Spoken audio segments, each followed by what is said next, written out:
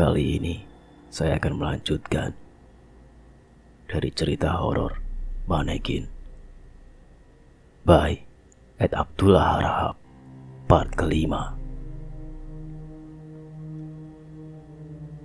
Mengapa, dokter? Pertanyaan yang tak terucap itu terungkap jelas di wajah sang ajun komisaris. Maka dengan senang hati Dr. Faisal membungkukkan tubuhnya ke depan, lalu dengan kedua tangannya perlahan memanjang pada lambung boneka. Ia tarik ke kiri, kanan. Belahan pada dada otomatis ikut merenggang. Begitu pula selangkangan yang vibrator vaginanya sudah dilepas dan disimpan di dekat kaki boneka. Anda lihat apa isi lambung ini, komandan? Tanya Dr. Faisal bergairah. Sementara si petugas servis peralatan listrik dengan cepat memasangkan sepotong kecil balok kayu yang rupanya sudah dipersiapkan untuk keperluan demonstrasi tersebut, menjaga agar belahan dimaksud tetap merenggang. Bahkan sebelum ditanya, Bursok sudah mencondongkan tubuh ke depan dan jelas melihat apa yang ditanya. Tak ada daging, urat-urat darah, jantung, usus, maupun organ dalam lainnya dari tubuh manusia.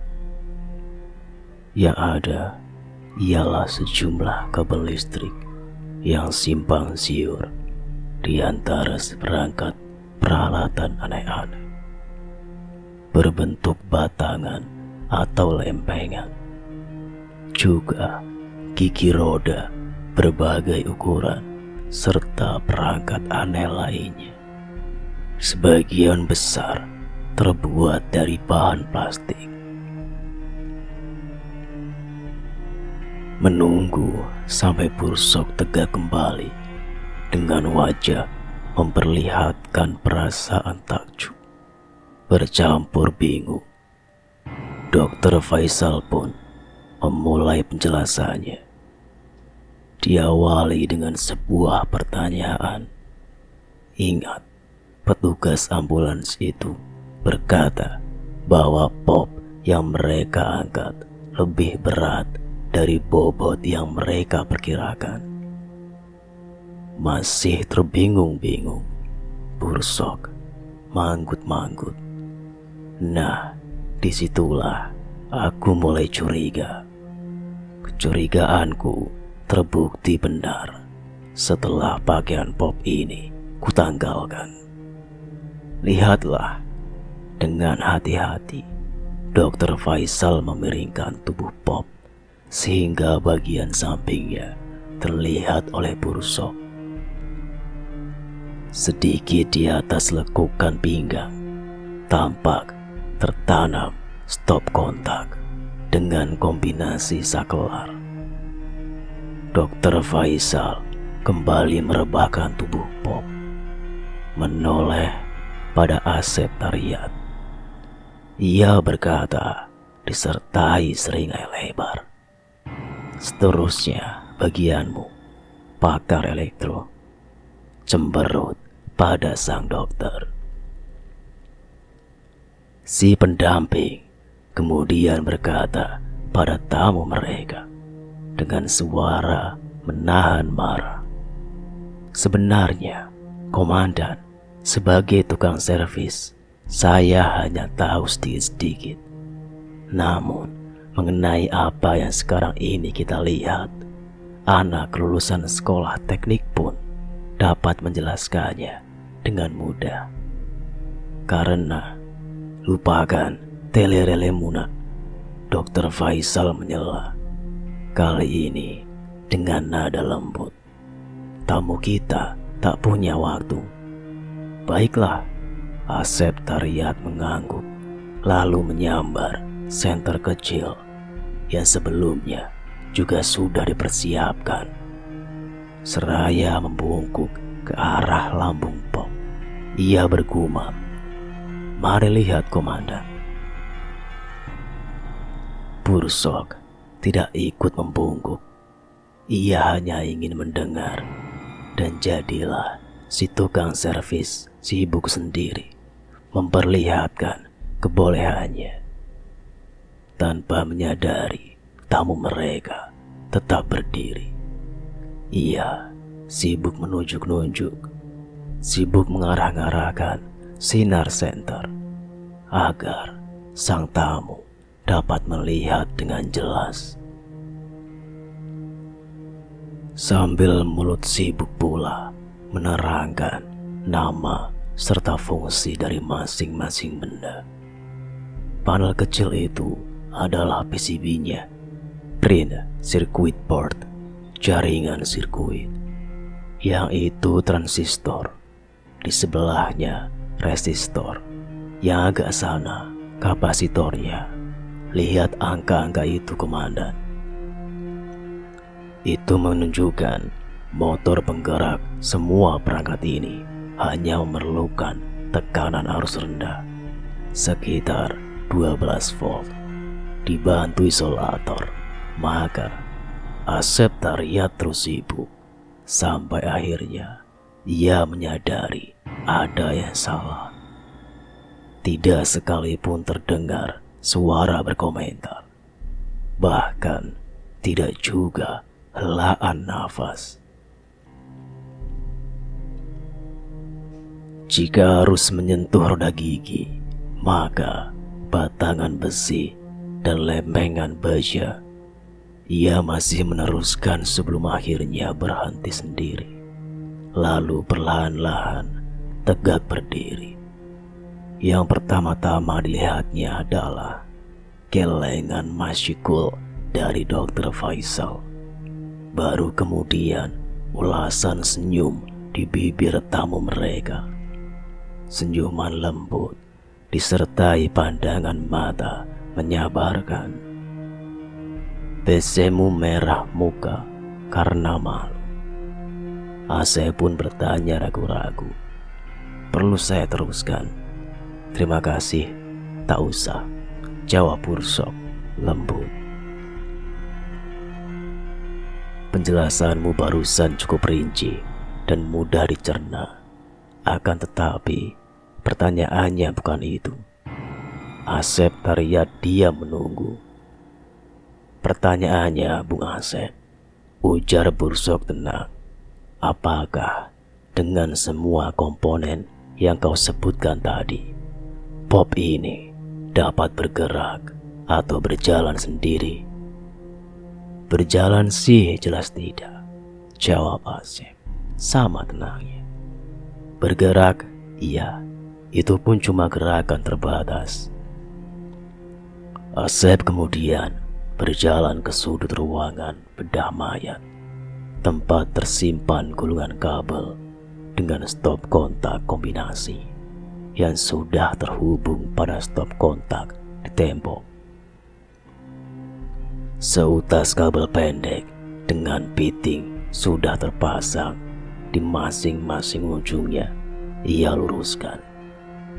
Sementara Dr. Faisal tanpa berbicara apa-apa mencabut balok kayu penahan dari belahan pop, sehingga belahan itu kembali menyatu meski tidak terlalu rapat. Asep lalu menghubungkan satu piring ke pinggang boneka sambil menjelaskan. Jika tadi Anda ikut melihat, Komandan, Anda akan tahu bagian dalam lengan boneka ini dilengkapi dengan batangan-batangan besi, juga engsel tanam pada setiap siku. Lakukan saja, nak, desah Dr. Faisal. Lembut tetapi tajam. Berpikir sesaat, Asep kemudian bertanya pada sang dokter dengan seringai mengejek. Boleh saya pasangkan dulu vibratornya, dokter? Yang ditanya lebih dulu melirik ke arah vagina buatan yang tersimpan di dekat kaki boneka.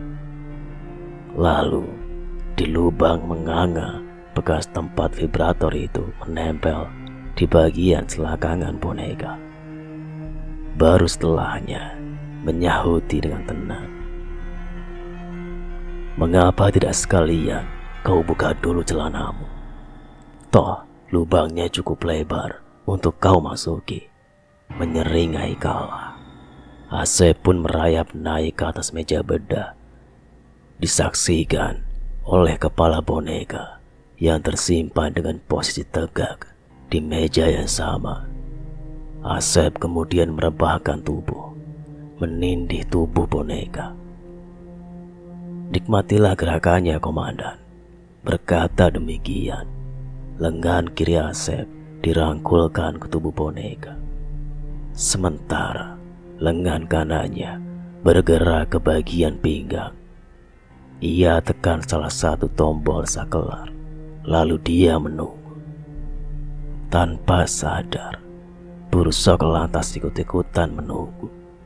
Dan setelah melihat tidak juga terjadi apa-apa, Bursok sudah akan bertanya, tetapi keburu didahului oleh Asep. "Bersedia menyentuh popnya, Komandan? Bagian mana saja, terserah." Ragu-ragu sejenak, Bursok maju selangkah, lantas menyentuhkan jemari tangannya ke paha pop. Untuk sesaat ia tidak mengerti dan tidak merasakan apa-apa.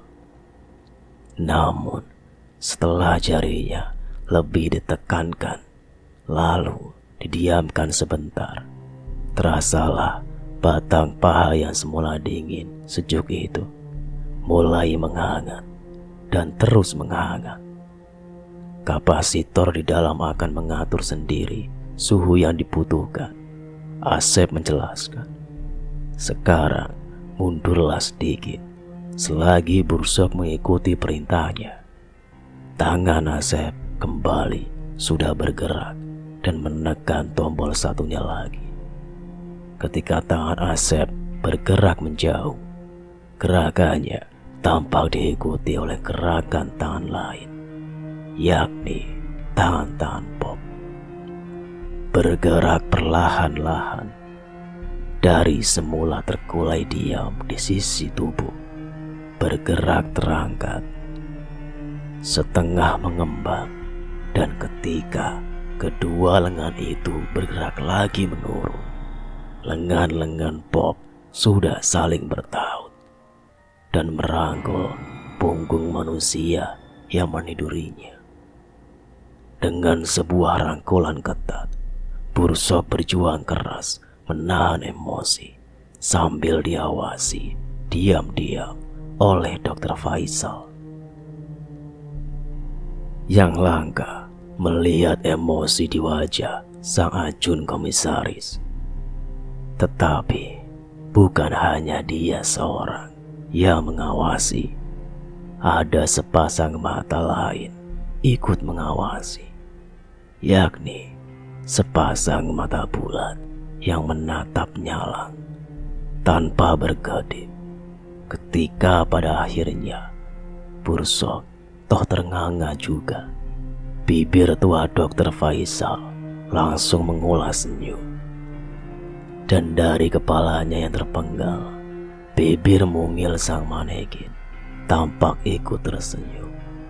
Setelah pasangan tombol sakelar dikembalikan ke posisi off dan sepanjang lengan boneka bergerak perlahan untuk kembali pula ke posisi semula, Asep Tarian dengan tenang melompat turun dari tubuh yang ditindihnya.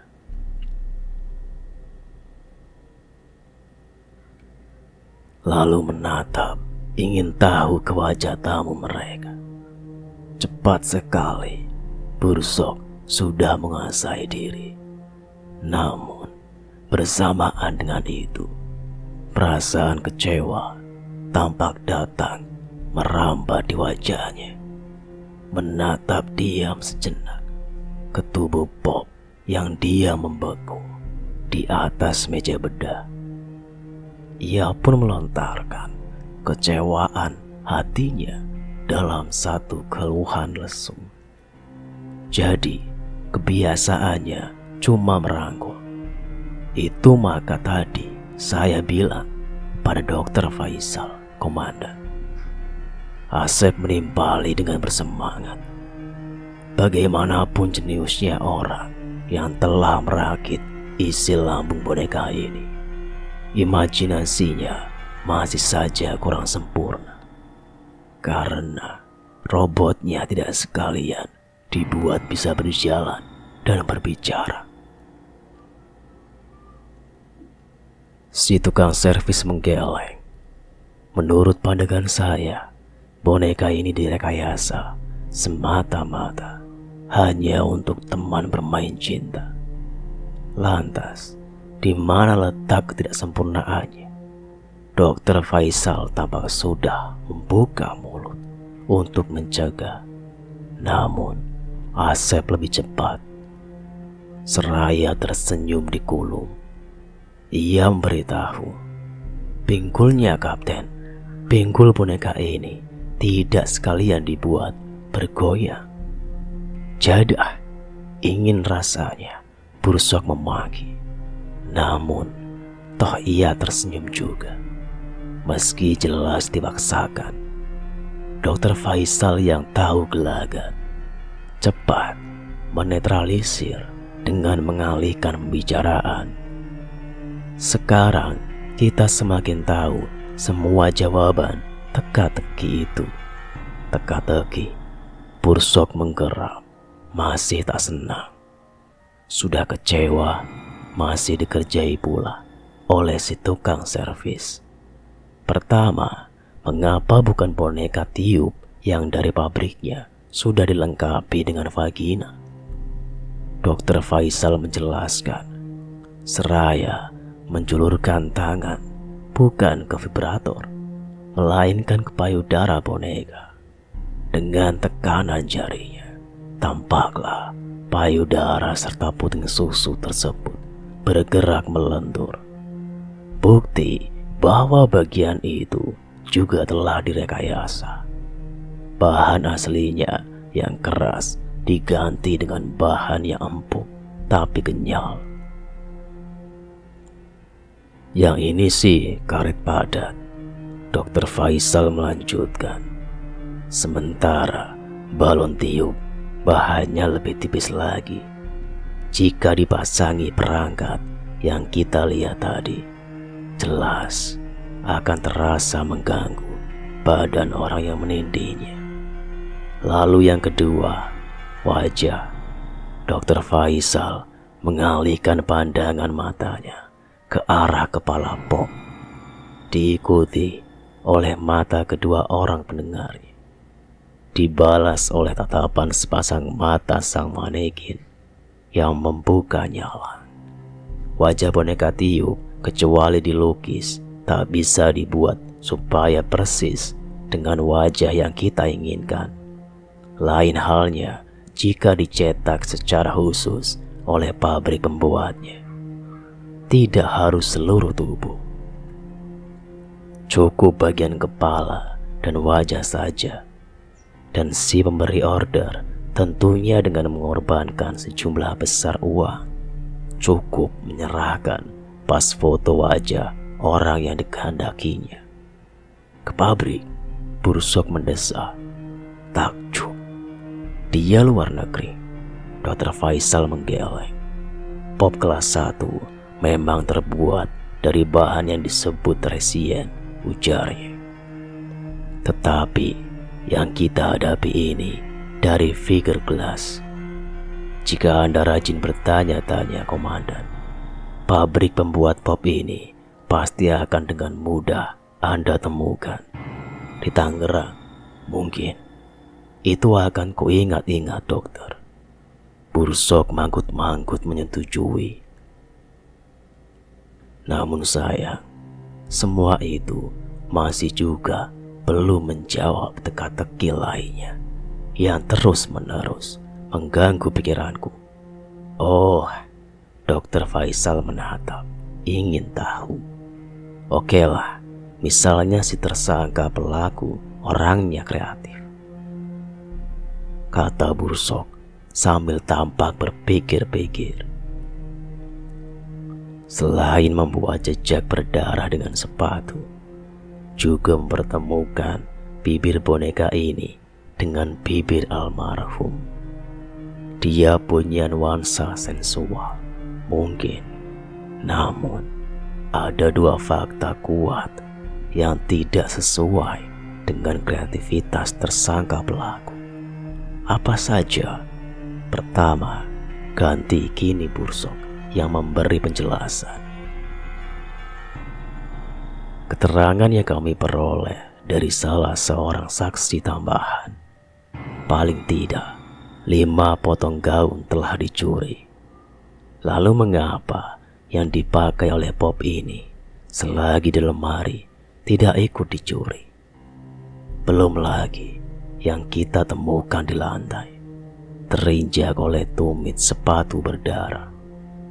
Mungkin disitulah kreasi si tersangka. Dr. Faisal berkata menduga-duga supaya misteri yang ia buat tampak semakin rumit. Bursok menggeleng tak setuju. Ingat 2 cangkir di meja makan itu, dokter. Sang dokter tua hanya manggut, mengiyakan. Yang berisi bekas kopi.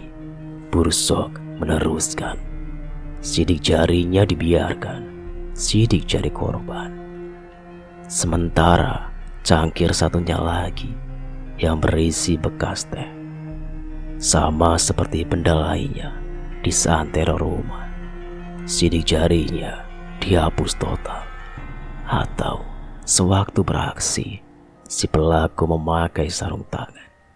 Mengapa? Dr. Faisal tersenyum. Itu jelas si tersangka sempat minum, mungkin sambil mengangkat toas dengan korbannya. Tak mau meninggalkan jejak setelah membunuh korban. Sidik jarinya pada cangkir lantas dihapus.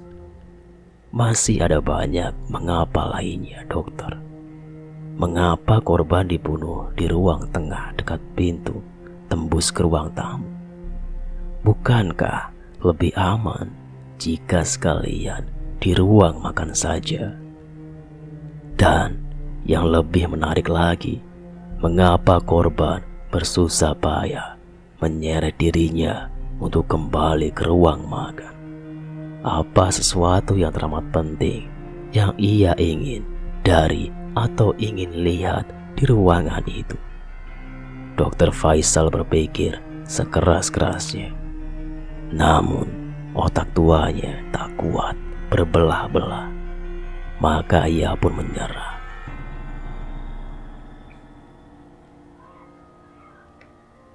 Jawabannya masih belum ketemu juga ya. Barusan ini sudah. Barusan. Sebelum menjawab, Bursok lebih dulu mengawasi gulungan kabel serta stop kontak kombinasi yang sudah disimpan kembali oleh si tukang servis listrik di tempatnya semula.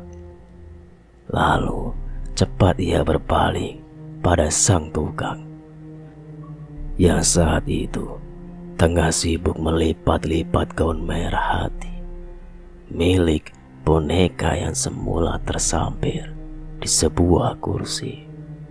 Sambil menguping Bung Asep Tariat mengangkat muka terkejut. Ya komandan, tadi kau bilang kaki boneka ini juga dilengkapi batangan besi dan engsel tanam, benar? Yang di kaki komandan cuma engsel tanam, supaya lututnya bisa dilipat ke posisi duduk misalnya. Si tukang servis mengiyakan dengan anggukan kepala. Bursok cepat berpaling lagi pada Dr. Faisal yang tanpa ditanya sudah bergumam sendiri. Jadi boneka inilah yang ia tuju. Boneka yang duduk untuk minum bersamanya. Hanya saja yang kemudian meminum teh adalah si tersangka pelaku. Persis, Dokter Faisal tersenyum, menghibur. Kalau begitu, teka-tekinya sudah terjawab. Lantas, apalagi yang menyusahkan pikiranmu? Entahlah, Bursok mendesah, lesu, lantas diam sejenak, merenung, murung. Semua itu terlalu mudah dibaca. Ada beberapa unsur yang menurutku kurang pas. Diam sesaat, Dokter Faisal kemudian berkata menjawab, "Kita teruskan di kantin yuk. Aku mendadak haus nih." Mereka sudah akan memutar tubuh ketika suara Asep Tariat menahan langkah mereka. "Sebentar Pak Dokter." "Ya." Si tukang servis mendekat, lalu menunjuk ke tubuh Pop di meja bedah. "Rongsokan ini apa harus saya rapikan kembali?" "Buang saja. Mau ke tempat sampah atau ke tempat pembakaran, terserah," jawab Dokter Faisal enteng. "Loh, sebelumnya bilang mau dipajang dekat pintu." "Memang iya, tetapi setelah peragaanmu tadi, dipikir-pikir suatu hari kelak boleh jadi aku ketularan pikiran kotor, tergoda untuk memperkosanya." Berkata demikian, Dokter Faisal menyeringai lebar, lantas berlalu dari ruang bedah mayat, diikuti oleh Bursok yang wajahnya sudah kembali seperti biasa, tanpa emosi. Ditinggal sendirian dalam ruang patologi yang suasananya dengan segera berubah menjadi sunyi. Asep yang sehari-harinya bekerja paruh waktu di bagian operator listrik bukannya takut, justru malah sebaliknya gembira.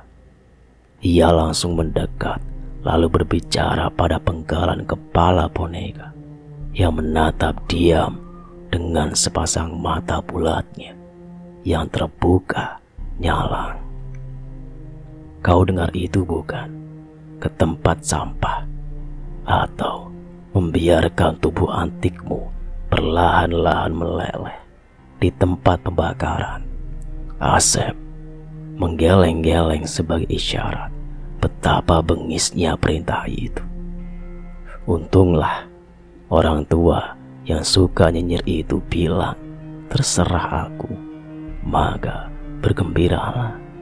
Kau akan kuboyong ke kamar kosku." Dan Asep diam sejenak, mengawasi mata boneka yang tetap diam menatap, seakan curiga, menggaruk-garuk kepala yang tidak gatal. Asep kemudian menyeringai lebar, "Tak usah cemas, Neng. Aku ini masih bujangan, ditinggal sendirian dalam ruang patologi yang suasananya dengan segera berubah menjadi sunyi." Asep yang sehari-harinya bekerja paruh waktu di bagian operator listrik bukannya takut, justru malah sebaliknya gembira. Ia langsung mendekat lalu berbicara pada penggalan kepala boneka yang menatap diam dengan sepasang mata bulatnya yang terbuka nyalang. Asep diam sejenak, mengawasi mata boneka yang tetap diam menatap, seakan curiga, menggaruk-garuk kepala yang tidak gatal. Asep kemudian menyeringai lebar, "Tak usah cemas, Neng.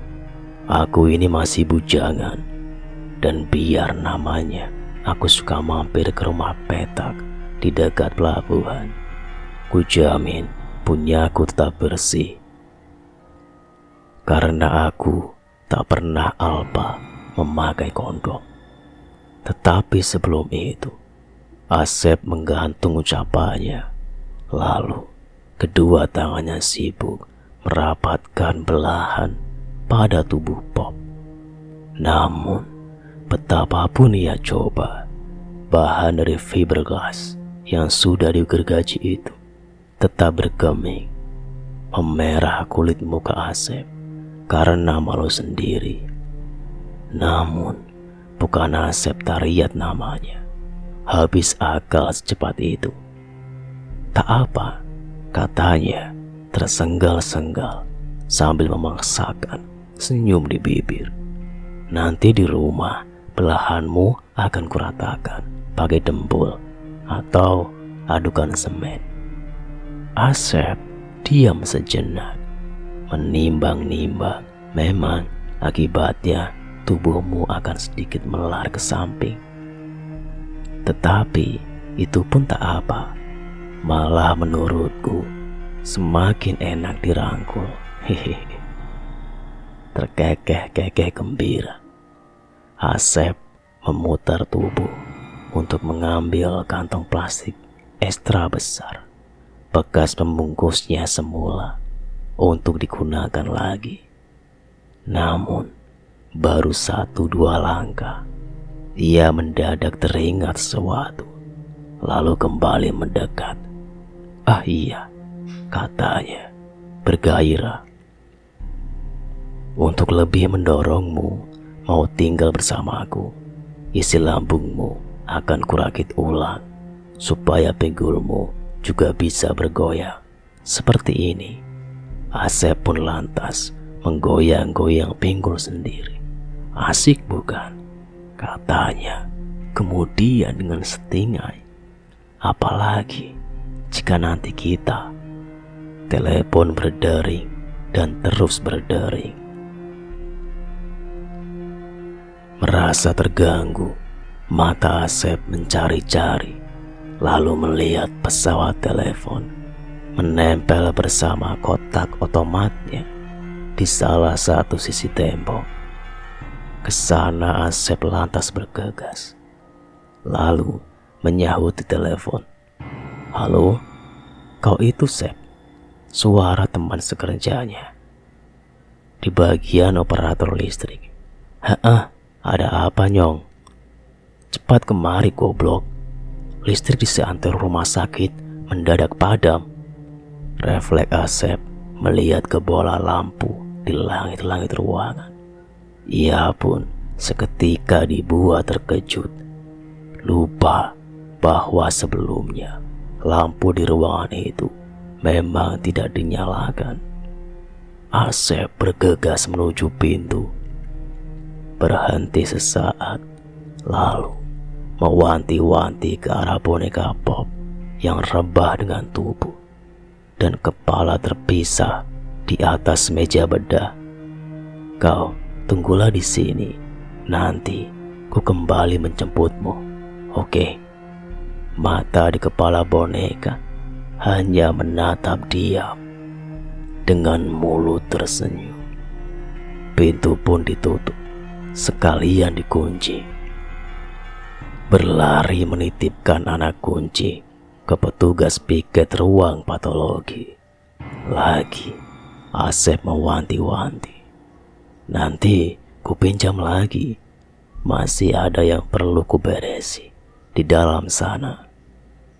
Berlari lagi, lebih cepat ke tempat kerja rutinnya. Asep menemukan temannya sudah menghidupkan pembangkit diesel. Pasti ada konsleting pada jaringan pusat, sang teman berkata. Dan ketika mereka periksa, ternyata benar. Wah, beruntung terjadinya di siang hari. Tetapi kita tetap bakal dibuat sibuk nih. Selain jaringan ini, seperti biasa, pasti akan banyak peralatan rumah sakit yang harus kita cek. Tetapi ada juga upaya. Di tengah kesibukan mereka, ada sambungan telepon dari luar untuk Asep. Instalator langganan kerjanya memberitahu mereka perlu tenaga tambahan di suatu proyek yang harus selesai tepat waktu. Itu berarti pemasukan uang dalam jumlah besar dan langka didapat. Melimpahkan tugas yang belum terselesaikan pada rekannya dengan janji pemasukan ekstra Asep tak akan dicicipi sendiri. Asep pun minggatlah dari rumah sakit. Boneka apapun terlupakan sudah, termasuk goyang pinggulnya. Dan di ruang patologi terjadilah sesuatu. Begitu Asep hengkang dari rumah sakit, sambil bibir mungilnya tetap tersenyum, penggalan kepala Pop perlahan-lahan bergetar dan terus bergetar.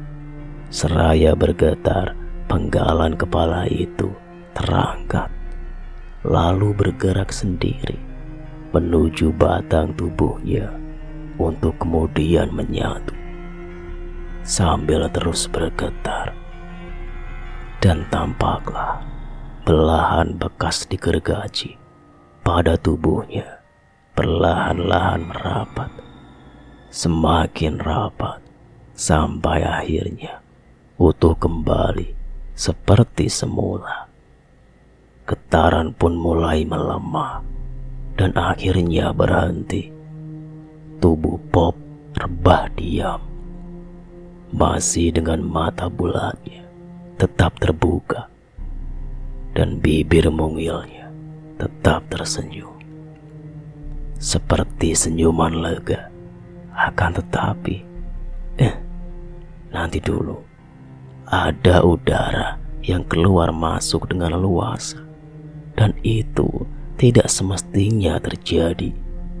Pasti ada lubang menganga yang terlewatkan.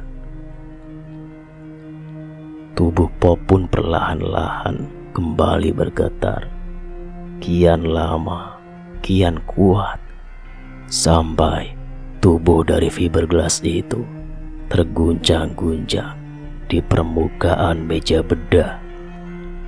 Terguncang dan terus terguncang, mencari-cari, merasa-rasa.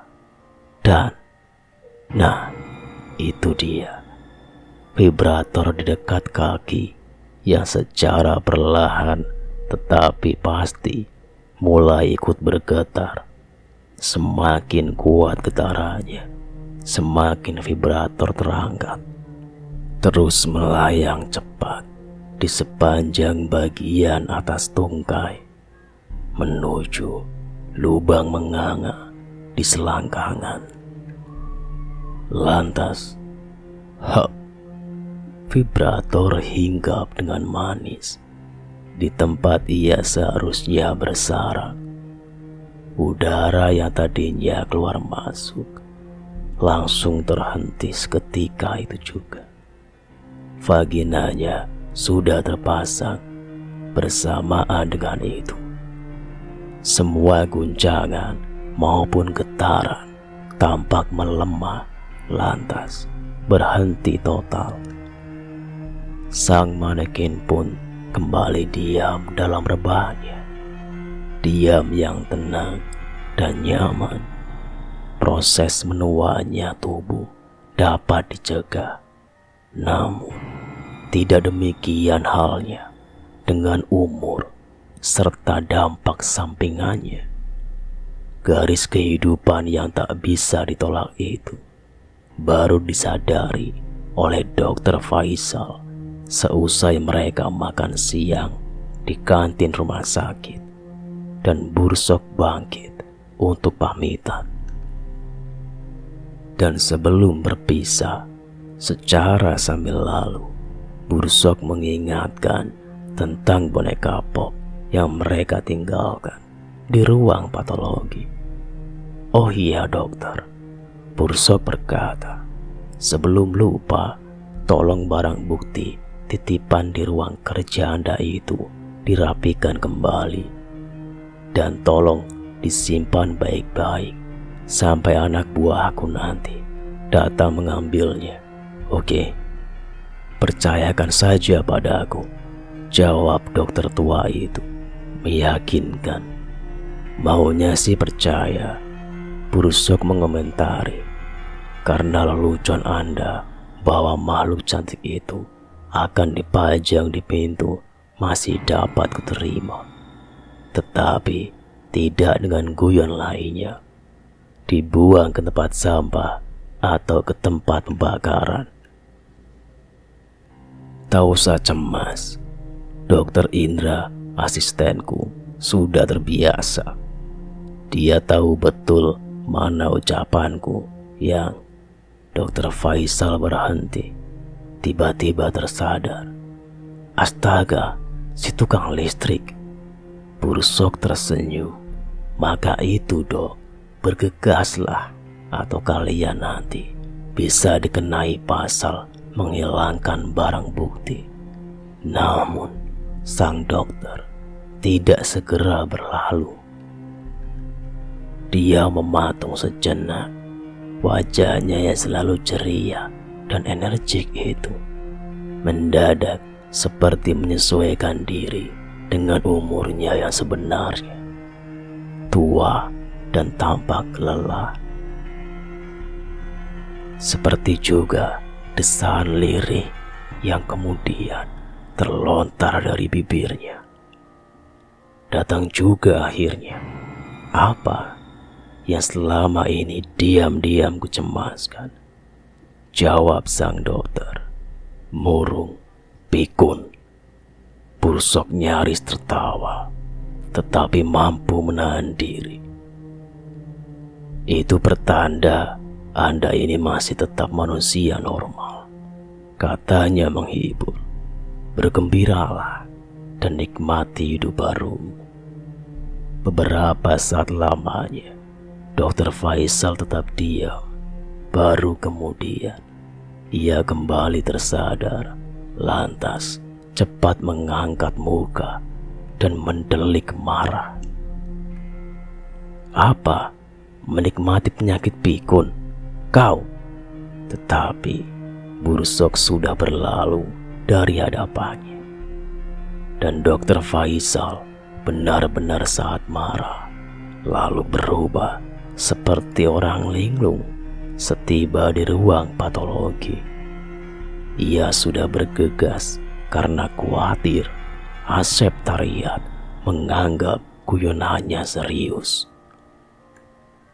Kalau cuma ke tempat sampah, tak apa, masih bisa dibersihkan. Jika perlu, disuciamakan. Tetapi dibuang ke tempat pembakaran. Semakin dekat ke ruang patologi, semakin Dokter Faisal mempercepat langkah. Malah kemudian setengah berlari sambil memanggil-manggil nama si tukang servis listrik. Namun dokter tua itu tetap saja terlambat. Si boneka cantik dan itu adalah barang bukti titipan pihak berwajib. Agaknya tidak sabar dan tidak mau menunggu berlama-lama. Boneka pop itu sudah lenyap. Mustahil memang, tetapi demikianlah kenyataannya. Paling tidak, menurut para saksi mata yang kredibilitas maupun akal sehatnya tidak sedikit pun diragukan oleh Dokter Faisal. Dudung, petugas piket ruang patologi, serta laboratorium yang letaknya berdampingan, jelas-jelas menyatakan bahwa si tukang servis listrik hanya menitipkan kunci dan berpesan akan kembali untuk membereskan sesuatu, tanpa mengatakan akan membereskan apa. Yang pasti, Dudung menegaskan dia tidak terlihat membawa apapun, apalagi kantong mayat yang Pak Dokter sebutkan, dan kantong plastik ekstra besar bekas pembungkus pop ketika dibawa ke ruang patologi memang ditemukan terhampar di lantai dekat meja bedah. Tidak demikian halnya dengan si boneka misterius. Pop itu tidak ditemukan di tempat pembuangan sampah. Ruang oven apalagi kosong serta dingin membeku karena sudah 2 hari tidak dioperasikan. Berkeringat dingin dan dalam keadaan setengah panik. Itulah cerita horor manekin bagian yang kelima. Nantikan bagian selanjutnya tetap di channel Radio Tengah Malam. Saya pamit. Wassalamualaikum warahmatullahi wabarakatuh.